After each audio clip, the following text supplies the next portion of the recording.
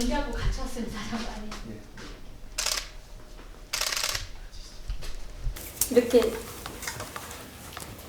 만날 수 있도록 추천해 주셔서 장관님 감사드리고 아닙니다. 법안 발의해 주셔서 진심으로 감사드립니다.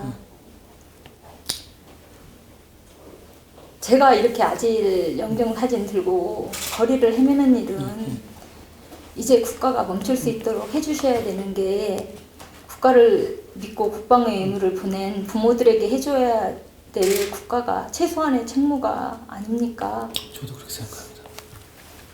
그래서 또 법무부 장관님께서 사과해 주시고 그 법무 유튜브를 보면서 몇 개월간 굉장히 위로받았습니다. 아시잖아요. 군에서 아이들이 이렇게 떠났을 때 그 진실을 유족들이 찾아서 진실 조각 맞추기라는 게 너무 어렵다는 것. 저는 사실은 제 아들의 진실은 2018년도 SBS 끝까지 판다 기자님들이 파주시는 거예요. 저도 그걸 봤어요. 저는 그날 그거를 본 순간 제 피가 거꾸로 솟았어요. 서울대학교 유성호 박사님께서 얘는 살릴 기회가 3번이나 있었다. 이때 저쪽이랑 저쪽을 치해주면 살았지 않겠냐. 저는 그때까지도 몰랐어요. 이런 무능한 부모가 어디 있습니까? 그때부터 이게 뭐가 잘못됐다, 단초가 잘못 끼워졌다, 그 진실을 찾아서 다닌 게 오늘 이 자리까지 온 것 같아요. 근데 법무부 장관님께서 그 저희들의 그 아픔을 아시고 그 법도 개정해 주신다고 하시는 걸 보면서 정말 이제 국가가 좀 바르게 돌아가는가, 내가 조금 이제 위안을 받고 살아도 되나고 사실 굉장히 위로받음이 있었어요, 몇 개월간. 그래서 왜 그 소송이 왜 유족들에게는 중요하냐면 국방부는 인정하지 않아요, 그 과실을. 그래서 유족들이 법에 호소를 해서 거기에서 나온 어떤 진실을 가지고 국방부에서 과실이 얼마 있는지 그 책임을 물어야만 아이의 그 명예회복이라는 예우 문제가 해결이 되더라고요. 그거 아는데도 5년, 6년 걸렸습니다. 그걸 누구 하나 제대로 안내해 주지 않았었거든요. 그래서 그 군에 가서 그 죽은, 제가 이렇게 말이 참 천천히 두서가 없네요. 제가 다 이해하고 있습니다. 말씀하십시오. 천천히 말씀하십시오. 제가 그래서 아이 그렇게 잃고 거리를 헤맬 때 군 의무사 부모님들을 또 만났어요. 20년, 30년 헤매시는 부모님들도 만나서 같이 이등병 엄마도 같이 하면서 그 아픔을 알게 됐고, 제가 사실은 우리 아이가 이 일 당하기 전까지는 군대는 다 누구나 갔다 오는 것이고 당연히 갔다 오는 것이고 그 국가의 의무는 다 따라야 된다고 그렇게 제 아이도 키웠고 정기 형도 그렇게 갔다 오고 저희 가족들도 다 그렇게 국방의 의무를 했습니다. 근데 아이 잃고 나서 알았죠. 군 의무사 부모님들 만나면서 아, 군에서 자식을 보내서 이렇게 피눈물을 흘리시는 분들이 많구나. 어제 밤부터 이렇게 비가 내리는데 오는데 그런 생각이 들었어요. 장관님, 이 비가 이렇게 구슬프게 내리는 건 군에서 지금까지 6.25 전쟁 이후에 국방의 의무를 가서 사망한 군인들 한 10만 명은 된다고 하더라고요. 그럴 겁니다. 네, 그렇게 된대요. 그 진실의 조각을 못 찾은 분들이 훨씬 더 많을 거예요.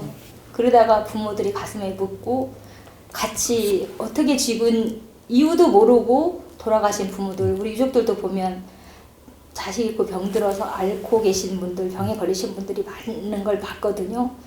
그분들이 진실을 못 찾고 자식이 어떻게 죽었는지도 모르고 죽은 분들이 이 원통함에 흘리는 눈물이 이 피가 아닌가, 여기 오면서 그런 생각이 계속 들더라고요. 그래서 굉장히 책임감이 너무 무겁습니다, 장관님. 왜냐하면 16년도면 몇 년 안 됐어요. 몇 년 안 되고 그때만 해도 다 뭐라고 했냐면 군은 이제 더 이상 속이지 않는다고 그랬어요. 저도 믿었어요.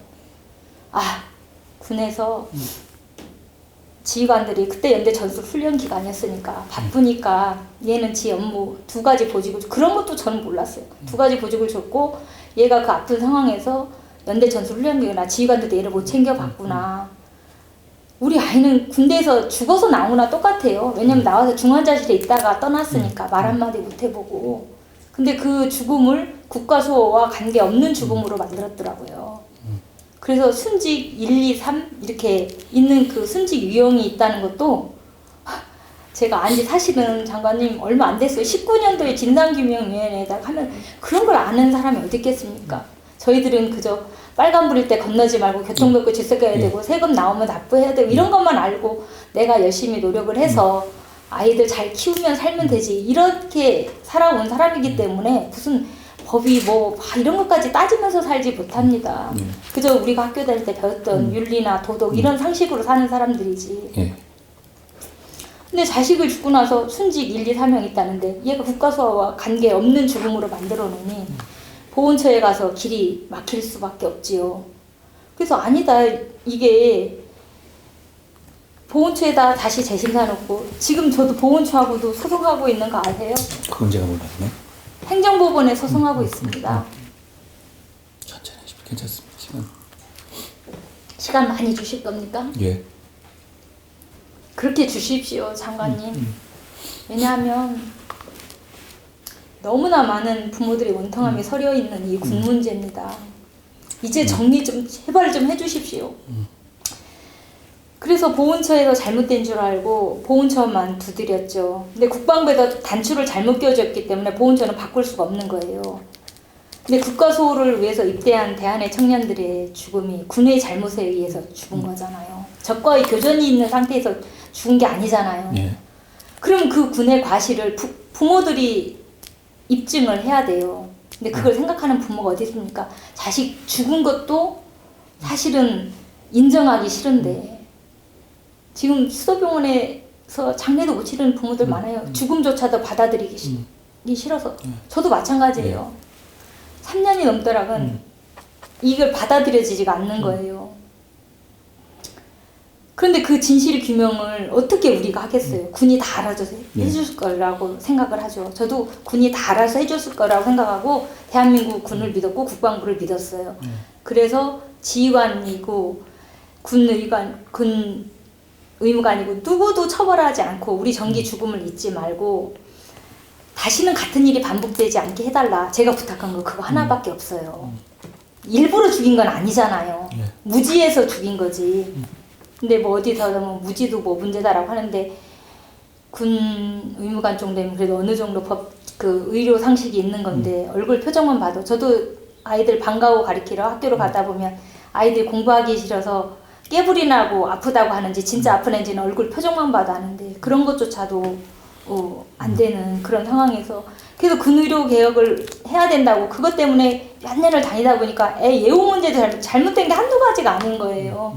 그러다가 이 싸움이 이렇게 시작돼서 왔는데 이제서 국방부가 그 정기하고 그 군에 있었던 그 상황까지 다 기술을 해서 받아들여 줬어요. 이제서 이제 보훈처가 남았는데 보훈처가 어쨌든 행정소송 중에 있는 건데 국가배상에서 과실의 책임이 어떻게 나오는지 또 보자고 또 다들 그렇게 하더라고요. 이 소송을 통해서 해결될 겁니다. 대한민국에서 아들 낳은 부모들이 더 이상 가슴 치면서 거리를 헤매게 하는 일은 종지부를 찍어주셔야 됩니다. 말씀하세요. 네, 어제 뭐 병역도 뭐 몸무게 많은 사람들도 보내야 된다고 막 이러는데 그런 거 바뀌는 제도 나올 때마다 저희들은 비웃는 게 있어요. 군대 가서 제대로 아이들을 예우해주지도 않으면서 그런 애들 또 보내놓고 무슨 문제냐면 또 개인의 일탈에 책임으로 돌릴 건지. 제가 국가를 자꾸 비판하는 사람으로 됐어요. 하십시오. 제가 듣겠습니다. 저는 진짜 국가를 믿고 진짜 제 앞길 살기 바쁘고 애들 잘 키워야 된다는 생각에 안 돌아보고 살다 보니 이 일을 겪으면서 국가를 들여다보니까 대한민국이 너무 억울한 사람이 너무 많아요. 그렇습니다. 그런데 과거 문제 해결해 주는 것도 굉장히 중요하다고 생각합니다. 그런데 왜 현재 진행형인 사람들이 더 이상 원한이 안 가질 수 있도록 끝내줘야 되는데 현재 진행형인 사람들은 그냥 방치해두고 과거로 이 사건들은 계속 해주는 그런 부분도 저는 좀 이거는 모르겠어요. 다 처한 입장에 드니까 전 또 제 처한 입장에서 말할 수밖에 없지만 자꾸 얘기가 왔다 갔다 하네요. 아닙니다. 괜찮습니다. 그래서 그 보훈처하고의 그 문제 때문에 제가 군이 아들을 지켜주지 못했지만 얘는 명예롭게 보내주셔야 되는 거 아닙니까? 물론입니다.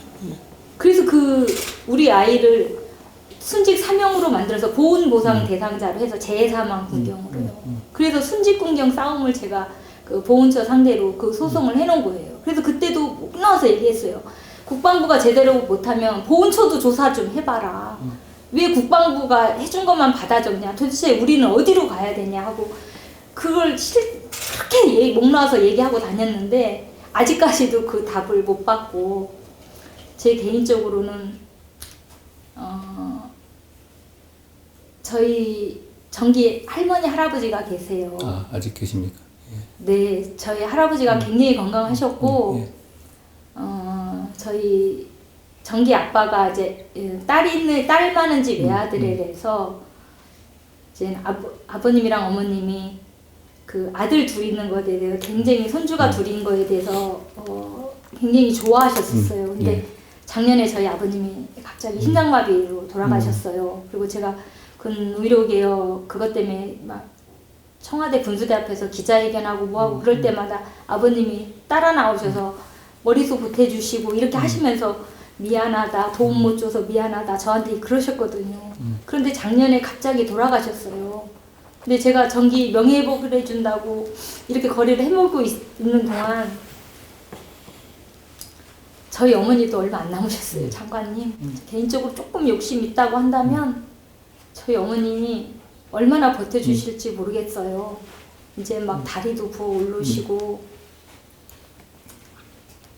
그 담낭한 말기신데 복수줄을 끼고 계세요. 오늘도 의식이 희미하신데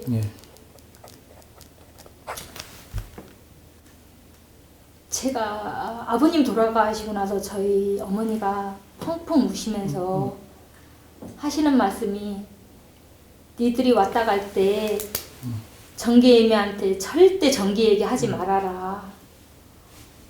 그 정기 엄마 있는 데서 눈물도 한 방울 흘리지 말아라. 우리 어머니한테 계속 그러셨대요. 그 얘기를 하면서 어머니가 펑펑 우시더라고요. 저희들 가족들이 처한 현실이 그래요. 가족 구성원들이 모였을 때 떠난 이 녀석 얘기는 한마디에 서로 못 꺼낸다는 것. 근데 그 어머니한테 제가 어머니 편하게 가서 정기 만나십시오.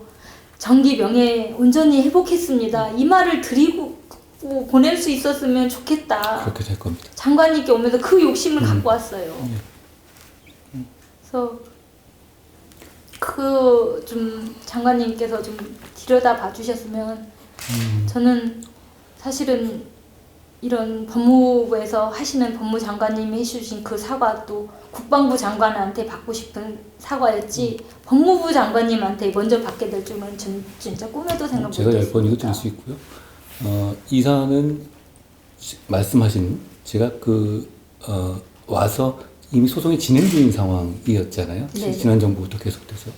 근데 제가 그 내용에서 법원에서 1심 판사가 한 화해 권고 조서를 봤어요. 근데 저는 그냥 그걸 받으려고 했어요. 그런데 지금 우리 법률상 그걸 받으면 위법이 문제가 되겠더라고요. 그리고 그래서 우리 실무자들이 굉장히 반대했는데 제가 보니까 저는 일단 그럼에도 불구하고 그냥 그 화해를 받아버리려고 했는데 법률상 문제가 될 것 같고 나중에 또 뒤집어질 수 있겠더라고요. 그래서 어쩔 수 없다는 생각을 하다가 제가 방송을 받고 그냥 법을 바꾸기로 한 겁니다. 그리고 그 법을 바꿀 때는 보통은 그 이전에 있었던 일은 그 법에 해당이 되지는 않습니다. 새로 바꿀 때. 그렇지만 우리는 부칙에 넣어서 지금 소송 중인 사건도 적용되게 하기로 한 겁니다. 그 법은 우리 아드님을 생각해서 만든 것이고요. 제가 어머님 마음을 어떻게 다 이해하겠어요. 저는 상상도 안 가는데요. 그렇지만 그 생각 가지고 만든 것이고 그리고 보통 일반적으로 법률을 이렇게 발의하잖아요. 정부에서. 그러면 그걸로 이제 우리 몫은 끝입니다. 국회에서 하는 것이거든요. 그렇지만 저는 이 사안은 그렇게 생각하지 않아요. 그래서 저희가 계속 저희 스태프들이 여야의 국회의원들 한 거의 10명 가까운 분들 직접 찾아가서 이거 먼저 하자고 했어요. 그리고 12월 7일 날 법사위 전체 회의로 올라간 상태입니다. 그러니까 신속하게 진행될 것이고 저는 이 법을 반대할 만한 진영과 관계없이 누구라도 반대할 수 없다고 생각해요. 저도 그렇게 생각합니다. 그리고 이 법이 왜 중요하냐면 우리 아드님도 아드님이지만 이 법을 제가 발의한 이후에 여러 가지 또 비슷한 사정에 처하신 분들의 감사 편지를 받았습니다. 그러니까 이 법을 기다리시고 이 법에 대해서 여러 가지 기대를 거시는 분이 어머님뿐은 아닌 겁니다. 물론 맞습니다. 어머님 해내신 일이에요. 제가 그렇습니다만 그리고 저희가 이 문제에서 다만 저희는 시스템에서 움직이는 사람들입니다. 여기서 분명히 답을 낼 거라는 제가 약속을 드려요. 그렇게 될 겁니다. 그리고 다만 이제 소송이 제가 개별 소송에 대해서는 법무부 장관이 얘기하는 건 문제가 있습니다. 그건 아니지만 다만 소송을 그 전까지 끝나진 않으실 겁니다. 그 끝나기 전에 법이 통과될 겁니다. 국회도 지금 이 말씀을 들으실 거예요. 저도 국회에서 계속 말씀드리고 있지만 국회도 이 말씀을 들으실 겁니다. 이 말씀을 거부하기 어려울 겁니다. 작년 사실은 신범철 차관님께서 작년 12월 달에 신범철 차관님께서 성일종 의원님이 그때 정책위 의장 하실 때 저를 데리고 거기까지 가셔 주셨었어요. 왜냐하면 보훈처 그렇죠. 이 법은 국무회의에서 다 의결이 됐고, 그러니까 지금 이 국가배상법이 아니라 이제 그 보훈처의 국가유공자 순직분경으로 가는 부분에 대해서 그렇게 말씀을 해주셨는데 지금 벌써 올 12월 연말이면은 1년이 다 되는 거거든요. 상황이 다르고요. 제가 직접 챙기고 있고 저희가 12월에 이미 전체 회의로 올라갔어요. 다른 법보다 먼저. 그리고 국회에서도 지금 이 상황을 알고 있을 겁니다. 그 점에 대해서는 저희가 굉장히 노력하고 있고, 그리고 이 점에 대해서는 저는 결국 이 법이 우리나라가 어떤 이런 젊은이들에 대한 태도를 바꿀 수 있는 계기라고 생각해요. 맞아요. 예. 정말 제가 저희 친정어머니가 102세 되시는데 예. 저희 친정 아직 네네 저희 친정 어머니는 뭐 이제 몸을 정신을 온전하시니까 저를 바라봐 주는 그 시선이 너무 안쓰러워하시죠. 근데 저보고 그러더라고요. 102세를 사시면서 저희 어머니는 일제 강점기도 겪으셨고 6.25 전쟁도 겪으셨고 그걸 다 겪으신 역사를 다 보셨네요. 네네 그런 분이신데 저보고 하시는 말씀이 어머니도 자식 낳고 옛날에는 자식 많이 이렇게 낳으셨잖아요. 근데 그분이 하시는 말씀 저보고 그러더라고요. 그렇게 다 키워놓고 보냈으니 너가 그렇죠. 얼마나 힘들겠냐 그 얘기를 하시는데 저는 사실 장관님 우리 아이를 잃은 그 순간부터 어떤 게 힘든 건지 그거를 모르겠어요.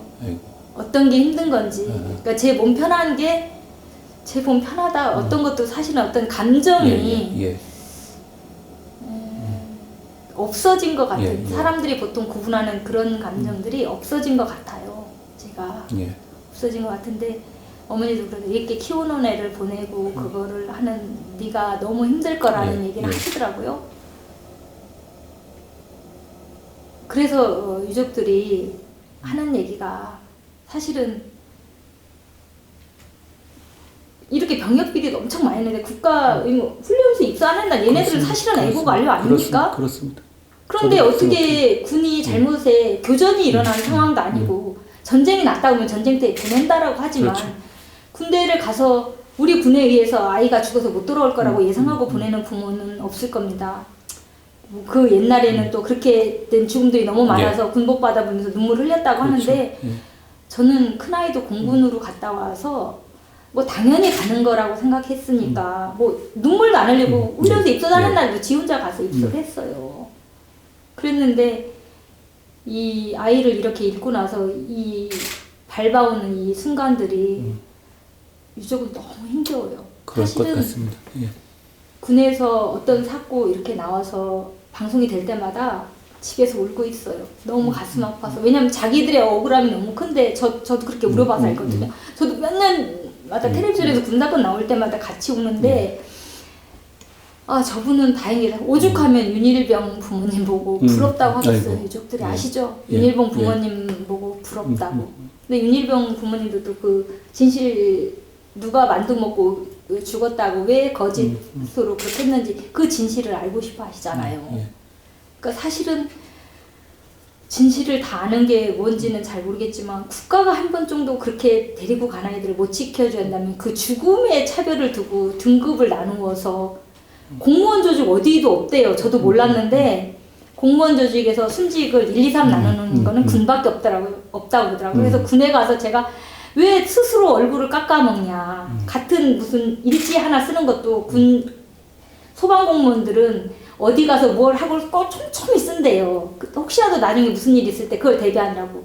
근데 의무복무 간 병사들이 그런 걸 쓸만한 없죠. 전혀 없죠. 그런 교육해주는 것도 없고 다쳐서 이렇게 우리 아이도 제가 더 화나는 게 뭐냐면 아이가 죽어서 죽는 그 순간까지 우리 군을 신뢰했다는 거예요.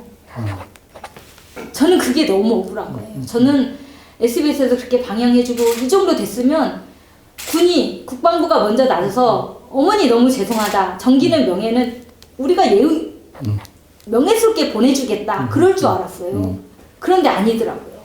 그거를 수없이 발굴해내야 되고 제가 서욱 장관님한테도 얼마 전에 안보 프로그램 때 이종섭 장관님한테도 한번 얼굴 보고선 얘기하고 싶어서 막 쫓아가서 막 했어요.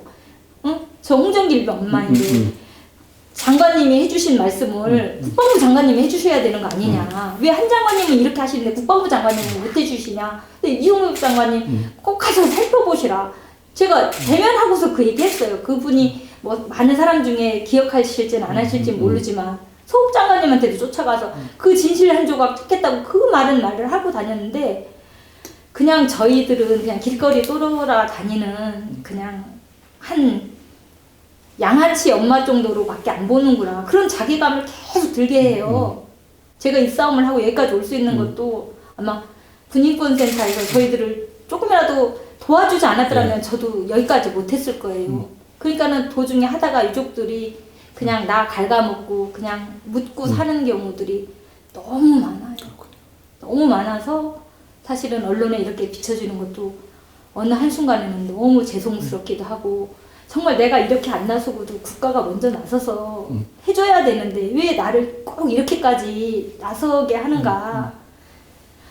법도 아까 장관님은 과찬으로 뭐 제가 바꿨다고 하시지만 그건 제가 바꾼 것이 아니라 그 많은 군 의무사 부모들이 그렇습니다. 법정에 가서 싸워서 20% 30% 그거 받아서 아이 순직 받아내려고 그 싸움을 하는 중에 그냥 제 아이가 한번 들어왔을 뿐이지 결코 제가 한 게 아닙니다.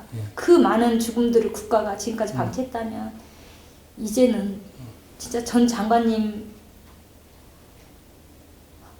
그 몇 달 동안 장관님 그 안경 너머로 보이는 눈과 우리 정기가 쓴 안경 너머로 보이는 눈이 저랑 비슷한. 너무 어떻게 저 그래서 아 정기가 얘가 참 올바른 애였었거든요. 제가 그 글을 봤어요. 얘가 굉장히 올곧은 애예요. 누구한테 저기 하다니 그 군부대에서 그렇죠. 아이들이 그 훈련소에서도 할 때 어떤 애가 도와줘서 그 여자친구가 얘한테 보낸 편지도 이런 정리하다 보니까 그런 것도 있고 뭐 여러 가지가 있더라고요. 그래서 얘가 나보고 이런 일 엄마 더 이상 생기는 일을 종지부를 찍으라고 이렇게 해준 거고 그런 거로 또 안경 넘어 보이는 한 장관님이 이걸 받아주신 게 아닌가.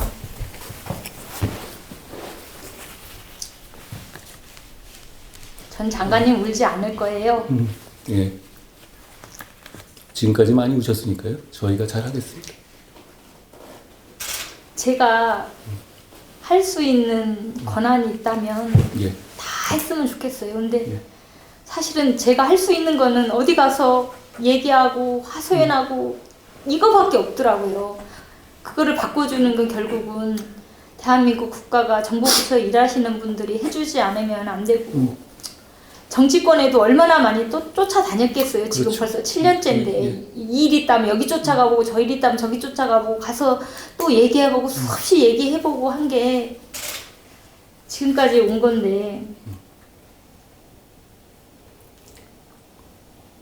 지금까지 고생하셨고요. 이 문제는 해결될 겁니다. 고맙습니다. 그렇게 답변해 주셔서. 그렇게 답변해 주셔서 정말 너무 감사하고. 저는 그게 답이 맞다고 생각해요.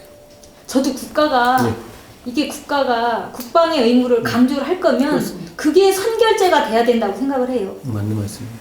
그게 선결제가 되지 않고서는 그 어떤 의미로 국가 의무 수호하게 이 사람 받아들였는데 저 사람 그거 한 기로 흘러버리는 것밖에 안 되고 그렇습니다. 저는 출산율 정책 나올 때도 사실은 군에서 자식 이렇게 잃은 부모들 형제들이 온전하게 결혼해서 사는 형제들이 많지 않더라고요. 그렇죠. 네. 그런 걸 보면서도 아 국가가 지금 현재 진행형인 사람들을 이렇게 많이 모든 부분에서 10만 명이면 생각해보세요. 1인 가족 그렇죠. 사회이면 얼마나 많이 상처를 계속 주면서 그런 정책적으로 쏟아내고 있는데 실제로 돌봐줘야 할 이 젊은이들의 죽음에 대해서는 안 하고 있는 부분 진짜 바꿔주십시오. 저도 그렇게 믿었어요. 지금 저희가 지금 법이 개정되고 있는 것은 바꾸는 시작이고요. 그리고 그 법이 저는 반드시 개정될 거라고 생각합니다. 그리고 개정이 되면 직접적인 그 소송에서 아마 고려될 겁니다. 제가 일부러 이 법을 빨리 통과시키려고 저희 법무부는 굉장히 노력하고 있어요. 그리고 그 재판이 좀 시간이 걸리실 거예요. 아니 벌써 4년째. 예, 그리고 아마 재판을 하는 재판부도 저희 이 법률 개정의 어떤 속도라든가 상황을 충분히 이해하실 거라고 생각합니다. 저는 사실은 국가배상을 그 배상을 한다는 것도 사실은 몰랐어요. 사실은 SBS 기자님들이 그때 하면서 저한테 와서 어머니 국가배상 하셨습니까? 그리고 그게 뭔데요? 그랬더니 자기들이 이걸 가지고 자문을 받으러 다 다녀보니까 거기 있으신 분들이 이거는 꼭 해야 되는 거라고 그렇습니다. 얘기를 하신다고 이렇게 말씀을 하시더라고요. 군에서는 누구도 그런 얘기를 해준 사람이 없었어요. 그 얘기를 하길래 저는 국가에서 배상받고 싶어서 소송을 하진 않습니다. 왜냐하면 제가 자식 있고 이 소송을 하면서 다녀보니까 이 소송을 한다는 것은 굉장히 어려운 일이에요. 아이가 있어서 그 죽음에 이르는 그 과정을 계속 되뇌김질을 해야 되기 때문에 사실은 그걸 좀 위로를 받아야 되는 그 시간에 그걸 계속 상처를 꺼내는 게 되더라고요. 제가 그 이해람 중사님 그 특검에 계속 가봤거든요. 그렇게 해서 할 것 같으면 진짜 군에서 나만 하는 사람 하나도 없겠다. 다 그런 생각도 사실은 했어요. 근데 오죽 억울하면 유족들이 오죽 억울하면 윤일병 부모도 부러웠고 이해람 중사 아버지도 부럽고 유족들이 처한 현실이에요. 아마 누군가가 또 이러고 있으면 제 걸 보면서 저 엄마는 부럽네 할 거예요. 저도 아마 SBS 기자들이 이 사건의 진실을 파주지 않았더라고 한다면 저도 이 싸움을 못했을 거예요. 장관님. 이게 진짜 유족이 처한 현실입니다. 힘들게 오셨고요. 이제는 저희가 하겠습니다. 정말 고맙습니다. 어느 분도 그렇게 믿고 해보겠다고 해주신 분이 장관님이 처음이셨습니다. 처음이셨고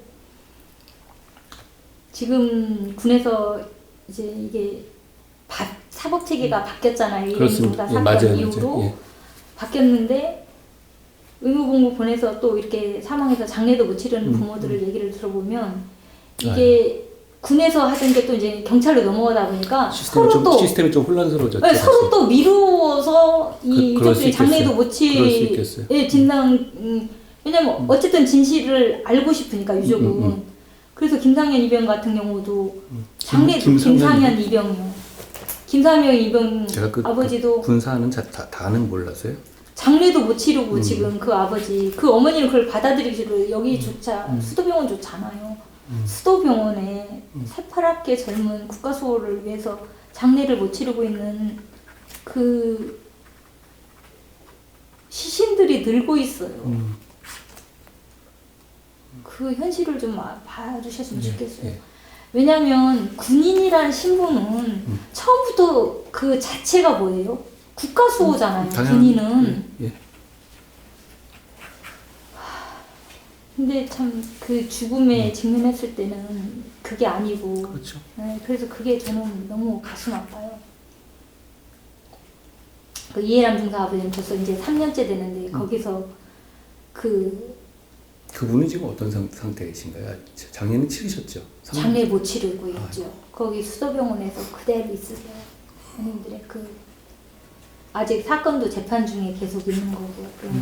중이라서. 본적으로 이제 유족의 위자료 청구가 안 되게 된 법률이 있기 때문에 사실 그거 뒤에 숨을 수 있는 여지가 너무 많았어요. 그러니까 아예 인정되든 안 되든 간에 못하게 법률되어 있던 부분이 있었던 거잖아요. 저희가 지금 바꾸려는 게 그거고요.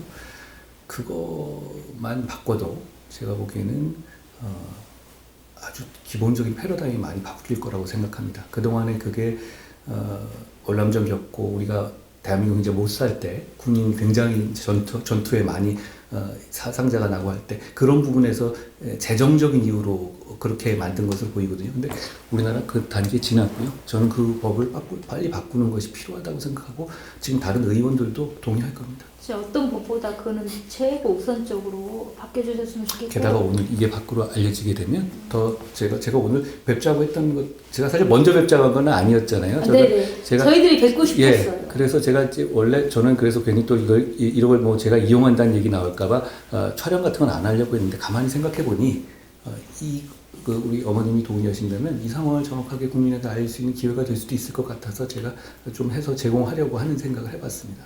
그렇게 해서라도 바꿔줄 수 있다고 한다면 참 해주십시오. 아니, 이거는 저는 많은 국민들이 동의할 거라고 생각해요.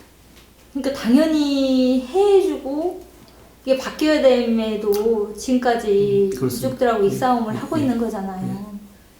순직법안도 바뀌어서 어쨌든 의무복무 간 사람들이 많은 문을 열어놨다고 하는데도 현재 당한 사람들은 또 제자리. 그럴 겁니다. 또 부족한 게 많을 그렇더라고요. 지금 그 법이 바뀌더라도 부족한 게 많으실 겁니다. 그렇더라고요. 보니까.